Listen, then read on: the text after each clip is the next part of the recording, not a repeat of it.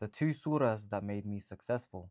And it's what allowed me to go from working 10-hour shifts to provide for my family, barely surviving every single month, to running a successful AI business helping Muslim brothers do the same, and having the experience to go on tour around the UK with Sheikh Abu Bakr al-Shatri as a creative director in Ramadan. First surah I'm going to go over in this video is Surah Al-Asr, and we're going to break down each section in this surah. So, Bismillah. By time, indeed, mankind isn't lost, except for those who believe in the righteous deeds and advise each other to truth and advise each other to patience. In this surah, Allah swears an oath by time itself, and time is the most undervalued asset in the world, and we spend it without knowing how much time that we have left. I saw this video on Instagram a few days ago, and this police officer stopped this couple drunk driving and let them go. Afterwards, the cop had a call for an accident later that night, and it was the same kids drunk driving, but this time they had passed away. And this is the importance of making the right decision with your time. Misusing the favor of time, the thing Allah has given you, will put you on a fast track to this one reality: regret. You'll end up wishing that you had done more to bless our ummah, wishing you prayed more, wishing you blessed your family more, wishing you would have built more things that would have kept you blessing in the hereafter. I knew that being stuck in a 9 to 5 wouldn't get me to where I wanted to be, so I had to make use of my time. I knew that my current marketing agency would make me money, but not enough time for what truly mattered. So here's what I did. And because I was aware of my time, I made more money and I made more time. You see, time is all about how aware of it are you, because sometimes we'll be on our phone doom scrolling and we just be wasting the time that Allah has given us, blessed us. The next line is the inherent state of loss. Verily, mankind is in loss. Every human being is inherently in a state of loss and decline. As time passes, mankind naturally deteriorates physically, mentally, and without conscious effort, spiritually. So I had to surround myself with people on the deen like Sheikh Abu Bakr al-Shatri. I had to keep up with my learning. Even when I was on, taking Uber trips, Uber rides, I was learning, because there's something called dead time.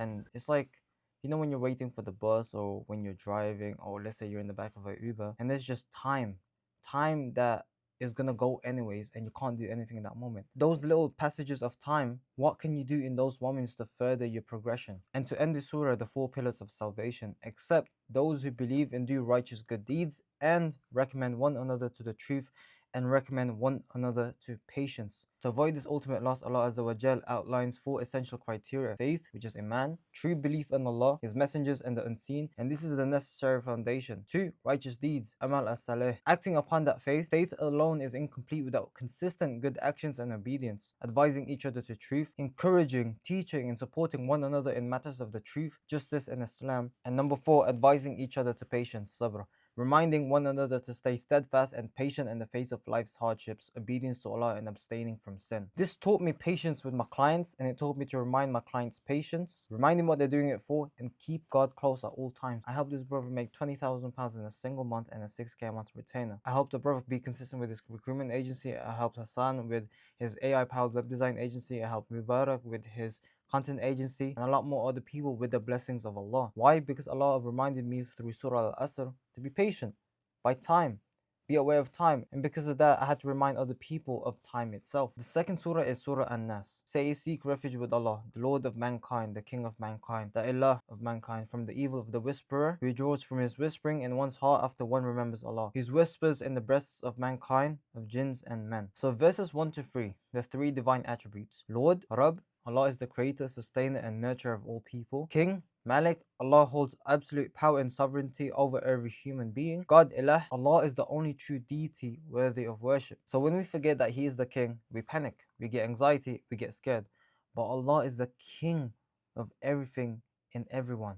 Nothing bad can happen to you without His permission. That means everything that happens to you is good. Let me repeat that. Nothing bad happens to you without Allah's permission.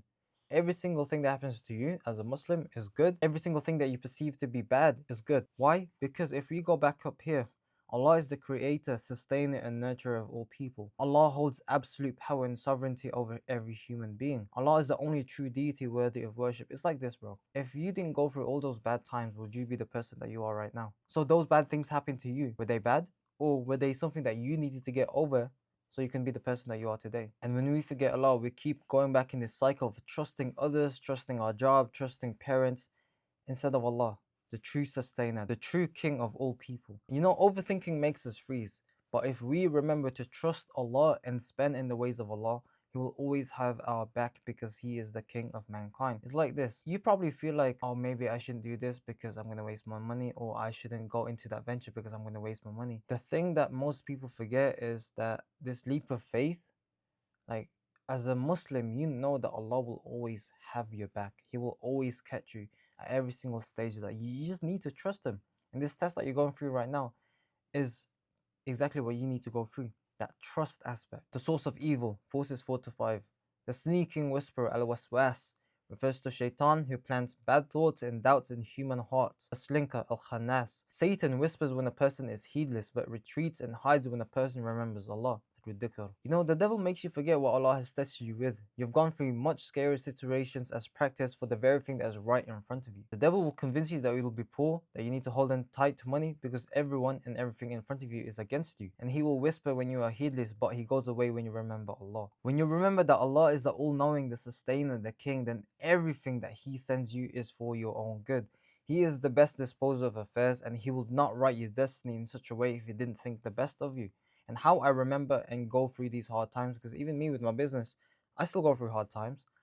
Everyone that you see goes through hard times. Everyone is being tested in their own ways. Even the people that you think are living their best lives, they're being tested in so many different ways. So everyone that you think is up here, then while you're down here, bro, everyone is here. Everyone is going through different struggles in life. And when we remember the 99 names of Allah, the most beautiful names of Allah, we will get through this. When you remember that He is the King, He is the best disposer of affairs, when He is the all knowing, when you remember that He is the most merciful, bro, He is the most merciful. What does that mean? What does mercy mean? Mercy means that He gives you whatever is good for you. He does not have any bad intentions for you at all. So the bad thing that you think you're going through right now is actually what's best for you, right? Everything is in all due perfect timing. The reason why you went through that heartbreak is probably so you can get closer to Allah. The reason why you lost that job, the same way I lost that job, is probably because He wants to push you towards starting a business so you can have more time for Him, so you can bless the people around you. The reason why you feel discontent with your job right now, why you feel so stressed, why you feel so, I don't know, separate from Allah while you're working that job, is because He wants to push you towards the good direction, the right direction, which is what? Having more time and more money so you can bless the people and spend in the ways of Allah and have more time for Allah. So to summarize, Surah Al-Asr taught me this: to not waste my time, to keep striving for the sake of Allah, and to keep everyone around me accountable. Surah An-Nas taught me that Allah will never give me anything that is bad for me, that He is the King and I shouldn't have anxiety, and to ignore the shaitan's whisper by remembering Allah. And because Allah has blessed me so much, I want to give this away to you. Here, this was after a 10-hour shift. I was stressed. I was going through so many things. I was going through grief. But because Allah has put me through that, I can handle anything that comes right now. Because Allah has blessed me so much, what I want to do is I'm giving away a free 30-minute course in the link in bio with the full AI setup so you can have the time for what truly matters, which is the hereafter. You know, this is the same course that Case watched to close his first 20K deal, Hassan his first high ticket deal through AI powered web design, and Elmi with his first AI consulting client, all without a personal brand. I know a lot of you brothers are scared of starting a personal brand. I would urge you, I would push you to start a personal brand because that is the best way to get the words of Allah in this day and age out there. All the biggest sheikhs that you probably know through social media. So if you click the link in the bio, you'll have access to that 30 minutes. But if you still don't want a personal brand, which I can still totally respect, you will still have access to the 30-minute course. Why? Because the offer is so good, it sells itself. So what you want to do is just go in the link in bio, click that link, sign up, and we'll send that over straight to you. Barakallahu feek. Assalamu alaikum wa rahmatullahi wa barakatuh.